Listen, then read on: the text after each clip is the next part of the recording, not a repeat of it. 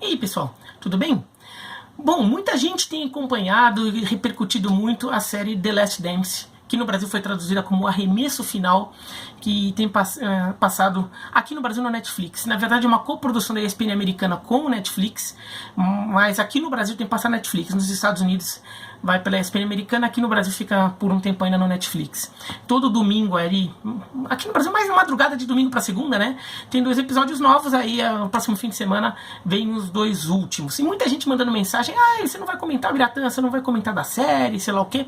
Calma, como é que eu vou comentar uma série que ela ainda não acabou? Espera ela terminar para comentar como é que ela foi. E tem uma live marcada para semana que vem, porque neste fim de semana vem os 2 últimos episódios, então semana que vem tem uma live já marcada, já combinada, tudo bonitinho. Rômulo Mendonça vai participar para a gente comentar especificamente essa série. Tá? Este vídeo aqui é para falar de uma passagem rápida do episódio 7, que foi no ar no último fim de semana. O episódio em que mostra quando o Michael Jordan abandona a carreira no basquete para virar jogador de beisebol. E depois ele volta para o basquete. Em determinado momento, mostra o preparador físico do Michael Jordan falando: você tem certeza que quer fazer isso? Porque as exigências físicas do beisebol são completamente diferentes do basquete. Eu vou ter que reconstruir o seu corpo e talvez, se você quiser voltar a jogar basquete depois, eu não consiga mais transformar de volta o seu corpo no corpo de um jogador de basquete.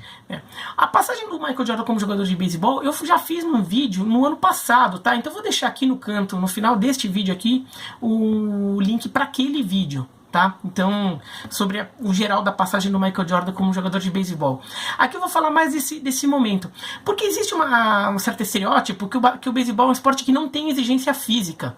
Eu já recebi mensagem falando: dá pra dizer que beisebol é um esporte de alto nível, de altíssimo nível de exigência física, tudo? O que, assim, contestar isso é uma grandíssima bobagem, tá? Qualquer esporte profissional, ele é disputado no mais alto nível possível dentro das características da sua disputa. Isso vale para o beisebol. E o beisebol é um dos esportes que mais tem lesão em todos, mais até do que, por exemplo, o futebol americano, que é um esporte que, quando a gente vê, parece um esporte duro, violento, que você imagina que possa ter muitas lesões. Mas o beisebol tem até mais. É muito mais comum times de beisebol estarem desfalcados por causa de lesão do que times da NBA, da NFL ou times de futebol, tá? Com várias lesões ali, tá? Mas a questão é de diferenças. E essa declaração do preparador físico do Michael Jordan mostra muito bem isso. Porque ele mostra que o beisebol é um esporte de altíssimo nível de exigência, só que uma exigência completamente diferente.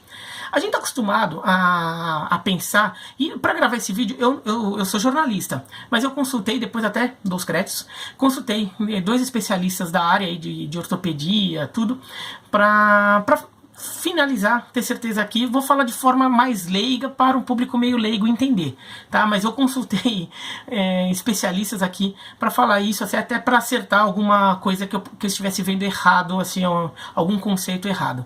Então aqui é mais conceitos iniciais só para ter uma noção do que se está falando, tá? A gente às vezes imagina que esporte de alto rendimento tudo significa que você tem que ficar correndo o tempo todo, que correr muito, tá toda hora correndo é exigência física. Isso é uma exigência física, mas não é a única, é um tipo de exigência física. O beisebol de fato não é um esporte em que você fica o jogo inteiro correndo. Então, por isso, é um esporte que você até consegue jogar todo dia, ter jogos dias seguidos, e dependendo do caso, até jogar 2 jogos no mesmo dia. Não dá pra ficar fazendo isso toda hora, mas dá pra fazer, às vezes dá pra jogar 2 jogos no mesmo dia e realmente acontece. Mas qual a diferença? O beisebol é um esporte que você não corre o tempo todo, mas você tem que ter momentos de muita explosão física. De um momento que, por exemplo, você colocou a bola em jogo e tem que chegar à primeira base, então você tem que dar um sprint de 27 metros ou de 54 metros, né? Ou de 81 metros para chegar na terceira base. Você tem que dar sprints muito rápidos ali e repentino você vai de uma posição parado para a velocidade máxima que você conseguir em pouquíssimo tempo, porque você tem que tentar garantir uma rebatida simples, uma dupla ou uma tripla. Então você sai correndo e a distância das bases não é pequena, como eu falei, 27 metros para chegar na na primeira base, 54 para chegar na segunda, ainda fazendo uma curva de 90 graus, e 81 para chegar na terceira, ou seja, fazer 2 curvas de 90 graus ainda no meio do caminho, né? Nem linha reta. Para você ter uma ideia, assim, 54 metros é metade de um campo de futebol, é da linha de fundo para metade do campo. Correr tudo aquilo o máximo possível. É um sprint muito rápido. Se você joga no campo externo e a bola vai voando e você tem que correr, você tem que evitar que ela caia no chão, ela está meio distante, você tem que correr muito e ainda dar um salto para pegar. É uma explosão momentânea, repentina. Você está parado, de repente a bola sai voando, você vê que ela é para você, mas está longe e sai correndo do nada. Então o corpo tem que estar preparado para aguentar esse tipo de explosão física. Outras questões são os movimentos repetitivos de rebater ou de arremessar, né, que são movimentos que exigem muito do corpo, o movimento de, por exemplo, rotação do ombro para fazer o movimento de arremesso, né, e de giro do corpo também, porque você vira e gira o corpo. Para rebater também, você chega e gira o corpo com muita violência, né. Arremessar é um movimento antinatural, não é um movimento muito natural do corpo fazer esse movimento, fazer essa rotação de ombro, tanto que é muito comum lesão de ombro e lesão de cotovelo no beisebol, porque é um movimento muito difícil que você tem que aperfeiçoar demais, porque se você não fizer adequadamente, o risco de lesão aumenta demais. Né? E há vários casos aí de ex-jogadores de beisebol, sobretudo arremessadores, que depois passaram a ter problemas de movimentar o braço por causa do sacrifício que fez enquanto era jogador. Então a quantidade de lesão de músculos no tronco para rebatedores e de lesões no ombro ou no cotovelo para arremessadores é gigantesca. Então a preparação física tem que, além de aperfeiçoar o movimento para você tentar fazer o movimento da forma mais limpa possível, você tem que reforçar muito ligamentos, tendões e os músculos dessas áreas. Então, isso é muita exigência física. É muita exigência, só que você não está correndo, né? Não é esporte aeróbico, é esporte anaeróbico. Mas você está tendo muita exigência física e tem que fazer uma preparação física muito grande, muito específica.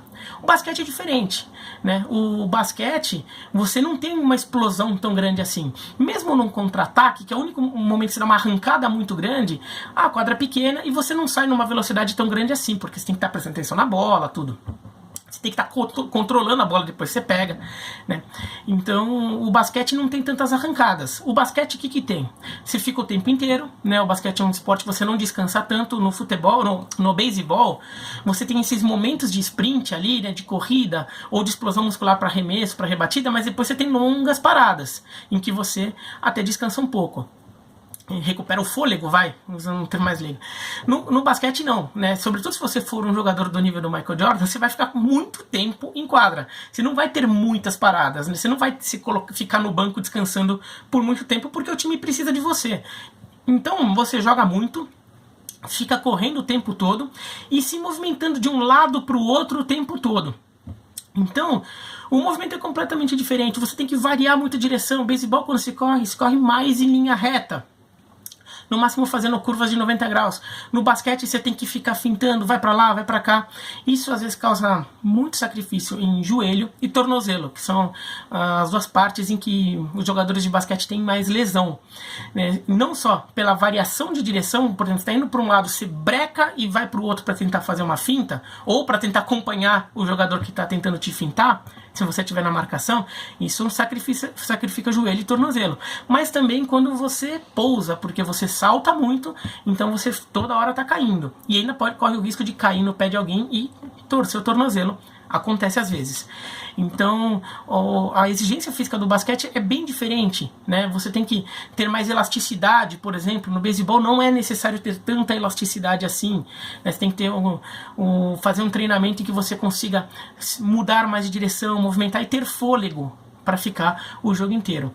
É bastante diferente os dois esportes, mas os dois têm muita exigência, como qualquer esporte, como o futebol tem, como o futebol americano tem, como o vôlei tem. Não existe essa coisa de um esporte mais tranquilo ou não. Só que a exigência está numa área diferente. No caso do beisebol não está em ficar correndo o tempo todo, não é no fôlego, é na explosão. O basquete é mais o contrário. Tá.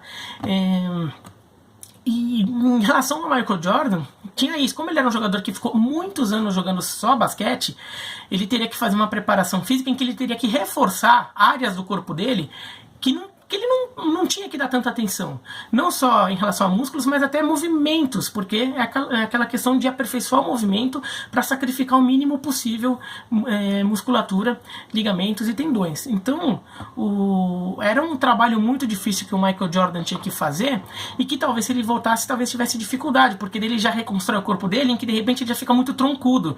O jogador de beisebol, por exemplo, normalmente tem pernas mais grossas e é muito troncudo, porque justamente ele reforçou muito essa área do corpo em que ele é mais exigido. Justamente algo que o jogador de basquete não precisa ter, ele precisa ter mais elasticidade, né? Mesmo os pivôs, antigamente é muito pivôzão grandão, né? Hoje o pivô ele é muito alto, mas ele é mais forte, assim, né? Não tem mais aquele pivô meio, não vou dizer, meio fortão demais, assim, né? Mesmo os pivôs de hoje já são mais leves, digamos, dentro do possível do seu tamanho, né? Então o Michael Jordan ia ter que passar por esse desafio. Inclusive o Vitor Vasquez, o ortopedista e traumatologista do hospital da Universidade Federal do Amazonas, um dos especialistas que eu consultei, ele até fala que ele acha que o Michael Jordan, se ficasse muito tempo no beisebol, porque ele fica uma temporada só no beisebol, se ele tivesse ficado mais tempo ainda, ele talvez não conseguisse voltar para o basquete no nível que ele voltou, porque ele estava reconstruindo o corpo dele para virar um jogador de beisebol. E quando ele volta para o basquete, ele volta com dificuldade, né? O documentário até mostra isso. Inclusive, ele passa a ter problema de fôlego num jogo muito intenso, justamente algo que no beisebol ele não era exigido. Mas ele acha, o Vitor, que se o Michael Jordan tivesse ficado muito tempo no beisebol, essa reconstrução do corpo para um jogador de beisebol teria avançado mais ainda, e daí talvez para desfazer o corpo do beisebol e remontar um corpo de basquete ficaria muito mais difícil, até porque ele já tinha mais de 30 anos, então o corpo até levaria mais tempo para fazer essas adaptações e talvez não fosse possível. Mas aí no caso o Michael Jordan foi, até porque também é um sujeito ali muito acima da média, não só de talento, mas também de capacidade atlética, tá? Então eu queria agradecer o Dr. Vitor Vasquez, ortopedista e traumatologista, médico do hospital da Universidade Federal do Amazonas, aplaudi-lo e agradecê-lo, porque ele, apesar da especialização dele não estar ligada ao combate ao coronavírus, ele se voluntariou e está ajudando nos serviços clínicos lá do hospital que está cuidando da pandemia no hospital da Universidade Federal do Amazonas, em Manaus, uma das cidades que está com a situação mais grave. Então aqui vai um agradecimento, não só pela ajuda, mas principalmente pelo trabalho que ele está fazendo aí pela sociedade, lá para ajudar as pessoas em Manaus.